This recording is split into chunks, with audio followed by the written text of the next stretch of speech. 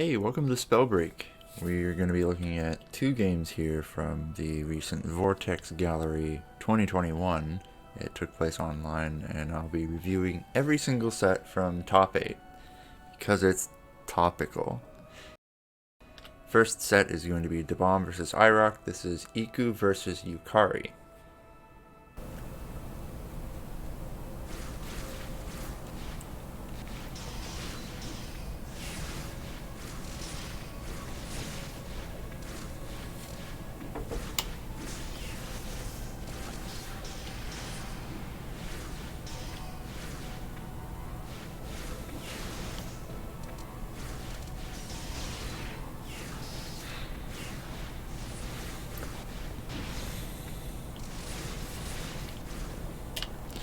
So what happened right there, effectively the whole point of what Dabom is doing here as Iku is just trying to catch any kind of air tech, which is a pretty good idea when you're just starting out in neutral to get a feel for your opponent. It didn't really work out because IROCK anticipated this anticipation of an air tech, but that's just a good example of the mental pressure at a high level.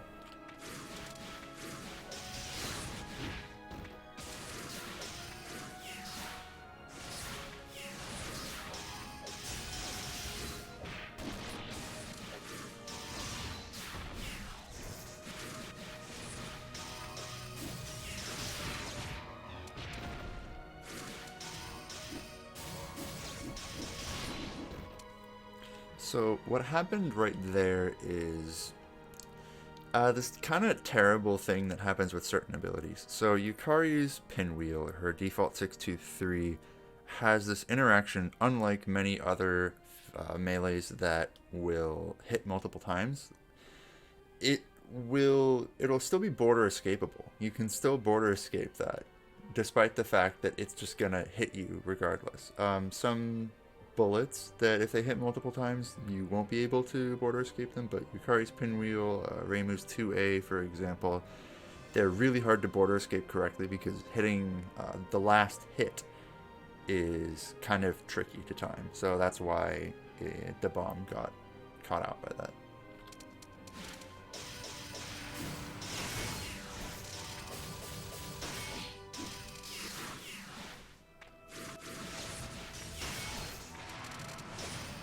That was a pretty good use of Veil's like time right there.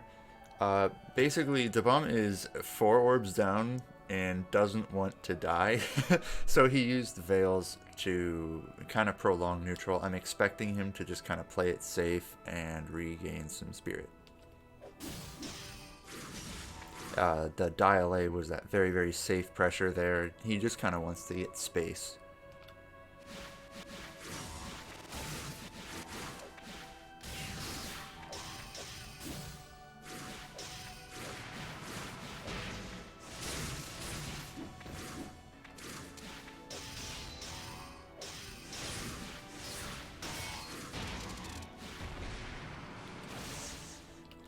That's a funny interaction between Yukari's default 236 and counter hit and Dust Storm.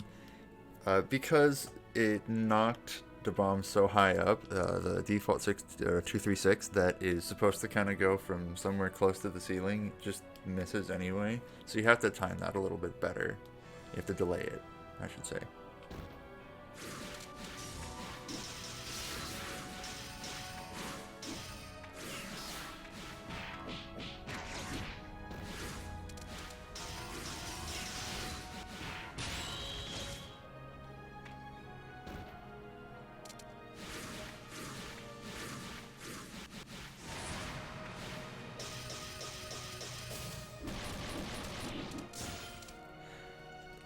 So we're in Spring Haze. One of the things that Yukari can do, another reason why Pinwheel is so good, that's our default 623, is that it will just drain orbs like nobody's business in Spring Haze, because Spring Haze treats every single melee like a type 2 bullet, and the more frames that they are active, the more it drains. So certain moves that they just stay out there for a while are just going to drain orbs like crazy. We didn't see that happen here because IROCK just hit the bomb. The bomb didn't block or anything, just kind of got hit by it anyway. But if he had grazed, he would have been in for a lot of spirit damage. It'll seriously drain like 5 orbs instantly.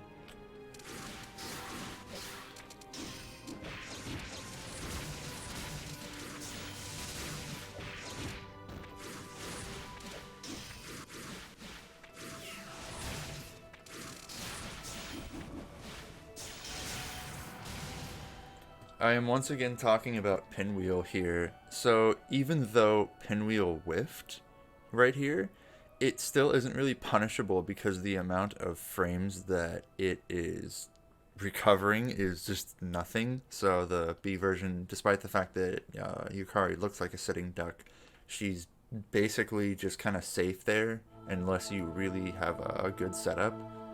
Even that, like, that 236 just wasn't enough.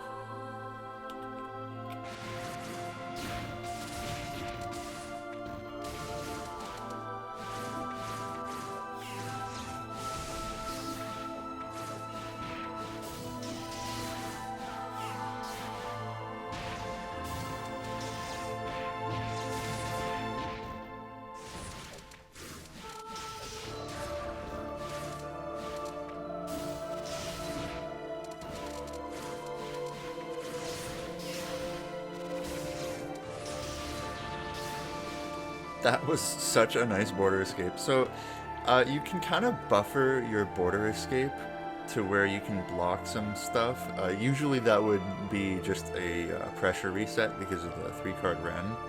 But because the bomb timed that border escape so well, he just gets a get out of jail free card there.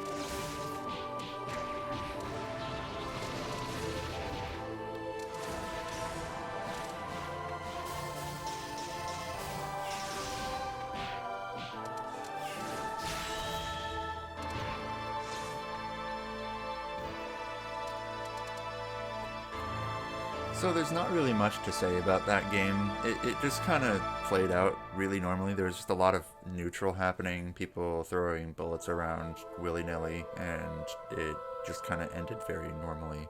I wouldn't say there was any spectacular pressure or conversions or defense from either player. It's just a matter of one player got reduced to 0 HP before the other, and that's just how some games are.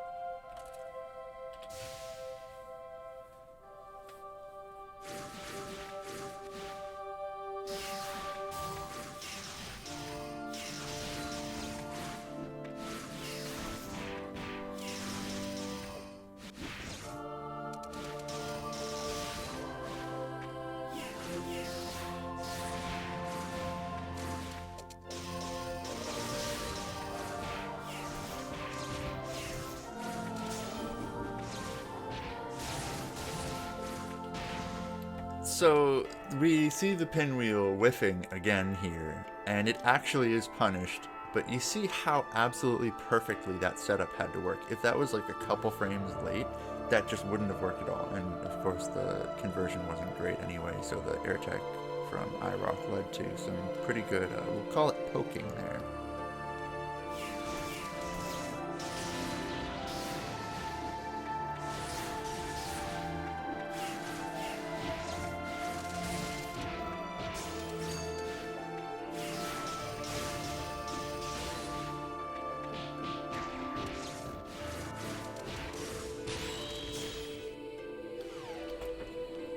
This is a good example of you think that you are safe from the frames, but you're just not. Yukari's J8A is a little bit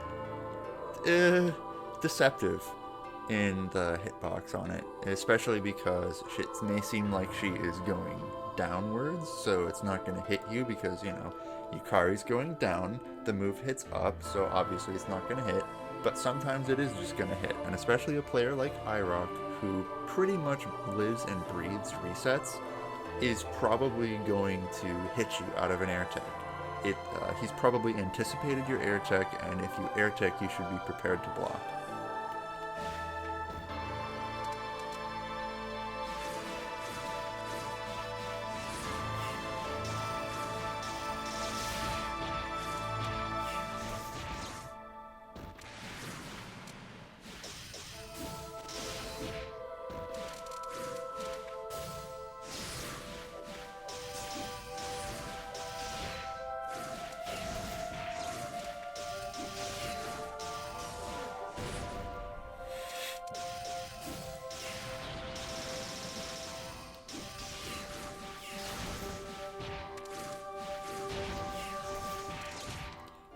This is another example of IROCK anticipating an air tech and Dabom not respecting that. This is something, it might be some amount of tilt, but if you think that you're in an advantage, but you keep getting hit out by air techs, you should probably adapt your strategy. Right now it's seeming like Dabom is having a lot of trouble adapting to IROCK's pressure style and how he catches air techs.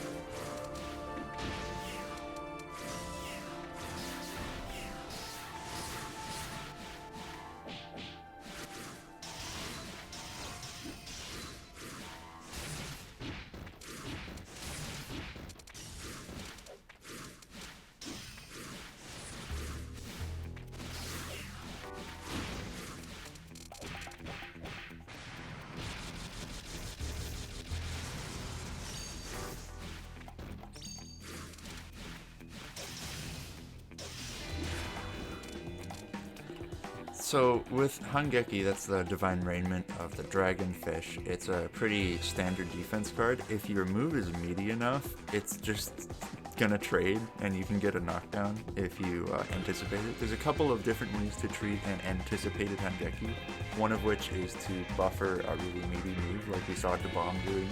Other times previously in this set we have seen IROCK block Hangekis.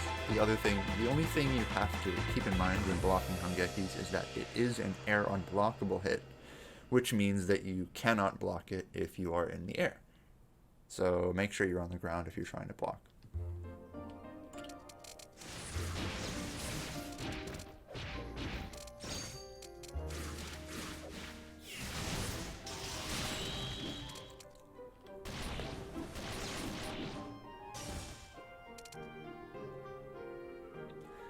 That was actually almost a really good comeback from Dabom in that second game. I will say that he really showed how he can snowball with Exodia. That's the 5 card that hit for a very long time there. It was a little bit unlucky at one point when the delay bolts, the second one didn't really hit. I feel like that made Dabom's pressure drop a little bit, and he just kind of sat there and wasn't able to do anything.